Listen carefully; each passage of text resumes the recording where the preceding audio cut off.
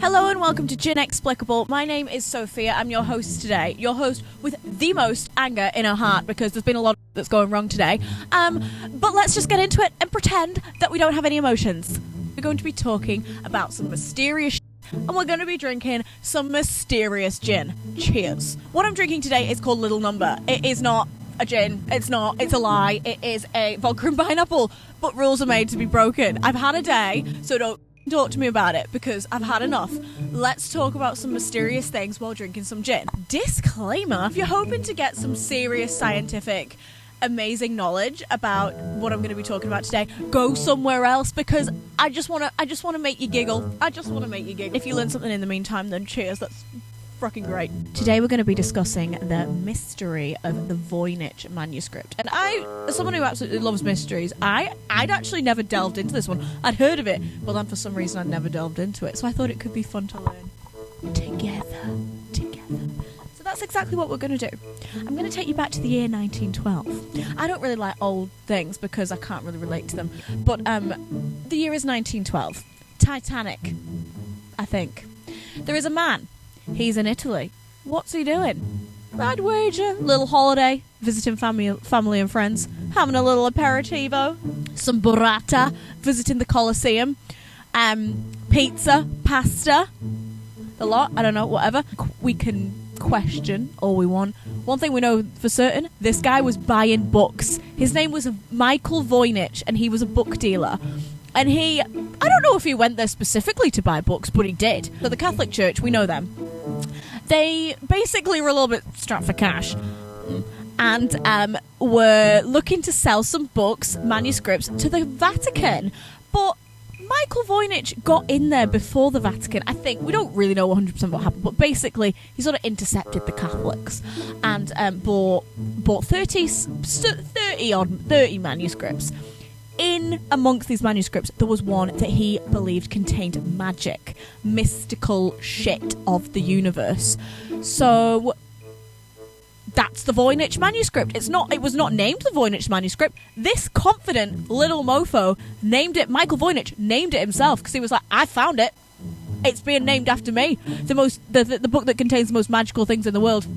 All me, baby. Voynich Manuscript. That's where it comes from. It's unclear why Michael loved it. Obviously, I can respect a man who likes mystery and intrigue. Of course I enjoy mystery and intrigue.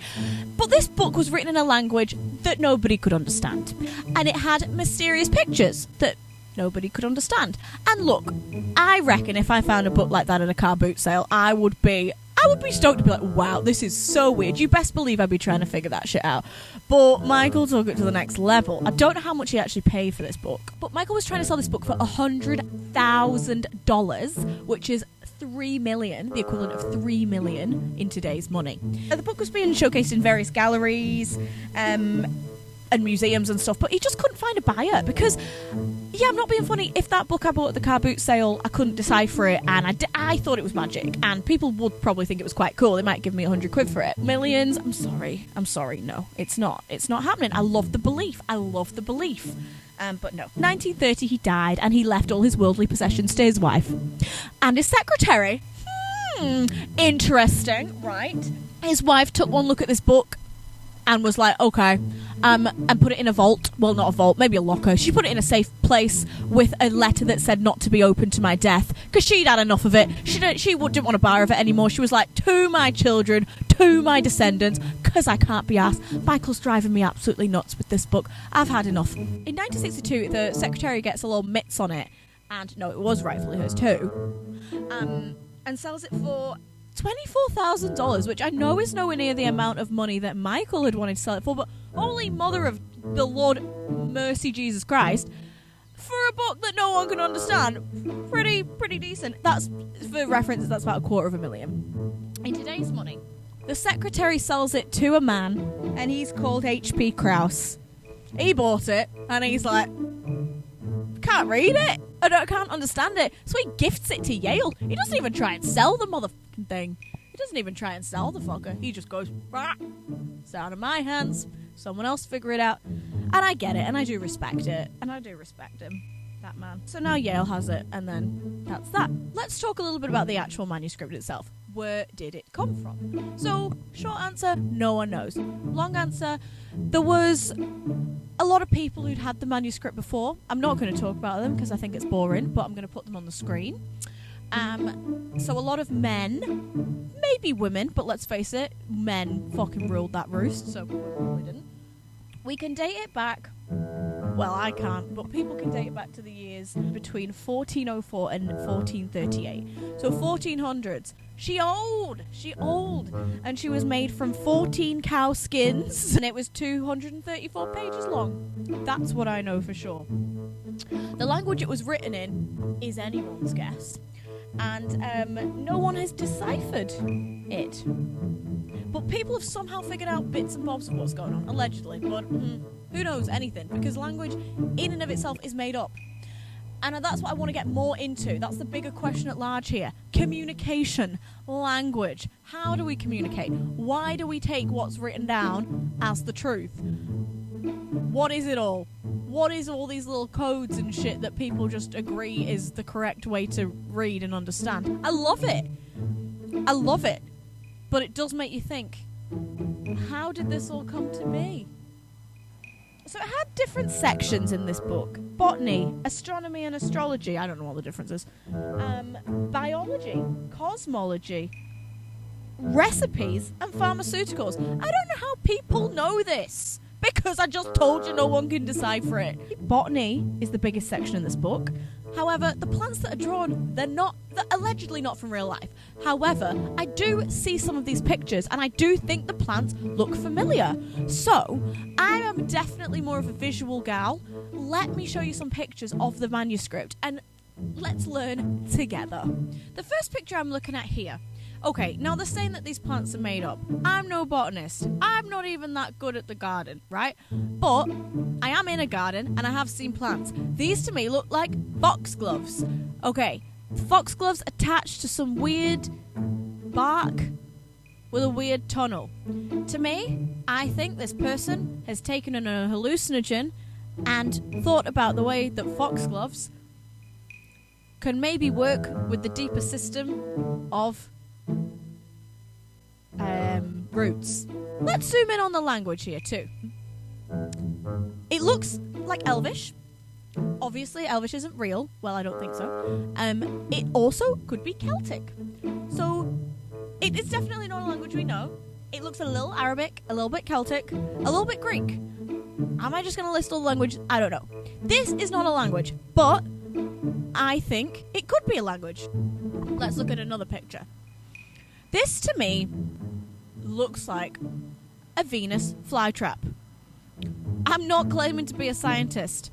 Once again, they're all up in the roots.